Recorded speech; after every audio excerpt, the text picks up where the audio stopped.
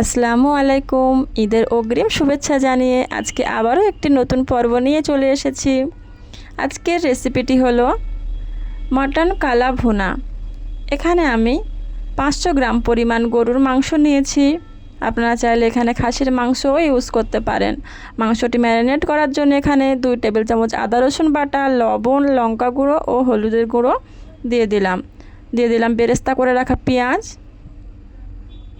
আর একটু সাদা তেল। ভালো করে মাংসটা ম্যারিনেট করে নেব। গ্যাসে কড়াই বসিয়ে দিয়েছি, ম্যারিনেট করা মাংস দিয়ে দিলাম।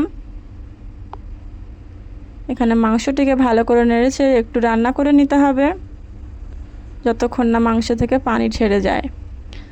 এর জন্য আমি ঢাকা দিয়ে 5 মিনিট মতো কষিয়ে নিয়েছি। দেখুন কতটা পানি বেরিয়ে গেছে।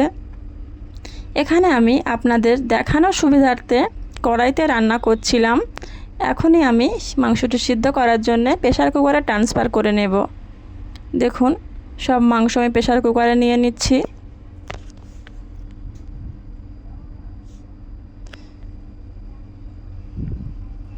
কড়াইটা ধুয়ে একটু পানি দিয়ে দেব।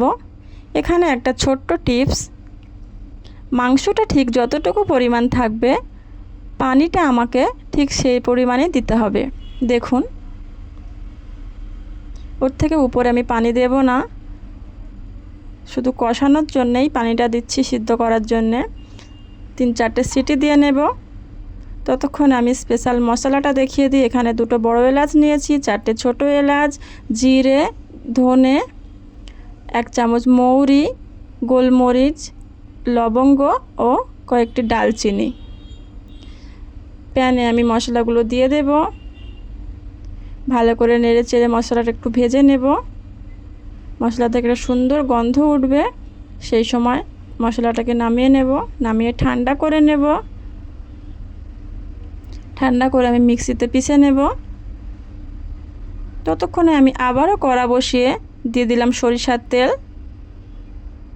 তেলটা গরম হয়ে গেলে দিয়ে দেব কয়েকটি তেজপাতা আর 2টি বড় সাইজের পেঁয়াজ কুচি। পেঁয়াজটা একটু লাল লাল করে ভেজে নেব।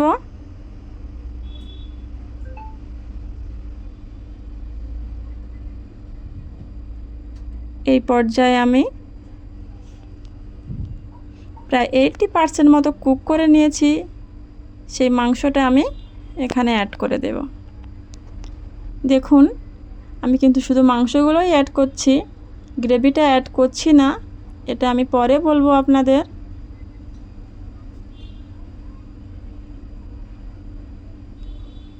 সব মাংসগুলো দেওয়া হয়ে গেছে। এখন আমি মাংসগুলোকে ভালো করে আবারও কষিয়ে নেব পেঁয়াজের সাথে।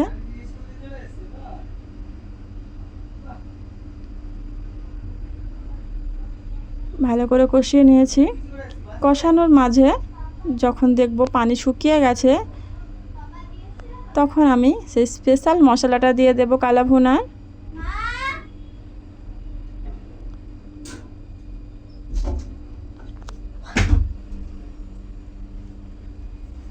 কালা ভুনার মশলাটা দিয়ে দিয়েছি। দেখুন এই পর্যায়ে আমি অর্ধেক লেবুর রস দিয়ে দেব। এখানে লেবুর রসটা অবশ্যই দেবেন, তাহলে কালা ভুনার স্পেশাল একটা টেস্ট আসবে। এই পর্যায়ে দেখুন মাংসটা শুকনো হয়ে গেছে। অল্প অল্প করে গ্রেভিগুলো আমি অ্যাড করে দেব। অল্প অল্প করে গ্রেভি দেব আর কষাতে থাকবো যতক্ষণ না মাংসটা কালো রঙের হয়ে আসছে।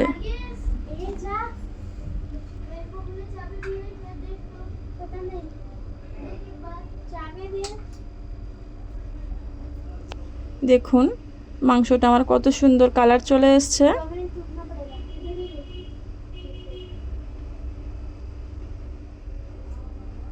এই পর্যায়ে আমি গ্যাসের ফ্লেম বন্ধ করে দেব।